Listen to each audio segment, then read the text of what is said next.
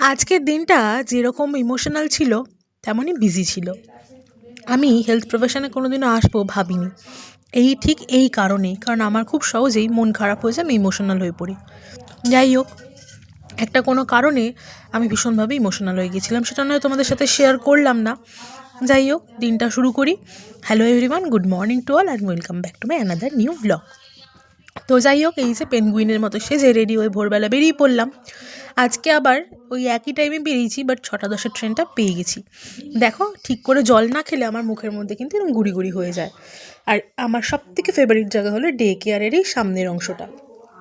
যাই হোক, আজকে কাজ করতে করতে মাথার মধ্যে ঠোকা খেয়ে গেছিলাম, তাই ফুলে গেছিলো।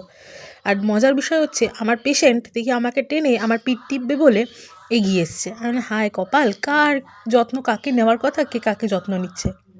আর এই যে ওপরে ওঠার আগে এই যে কফি নিয়ে খেয়ে নিলাম। ওদিকে সারাদিন অনেক ঠান্ডা লেগেছে, আমার অঙ্কোলজি বেশিই ঠান্ডা, খুব শীত করে। তাই জন্য দুবার তিনবারে বেশি আজকে কফি খেয়ে নিয়েছি। কফি নয়, সরি, এলাচি চা। যাই হোক, বাড়ি হয়ে তাড়াতাড়ি ফ্রেশ হয়ে নিলাম, কালকে আবার তাড়াতাড়ি বেরোতে হবে। এখানেই ভিডিওটা শেষ করলাম, টাটা।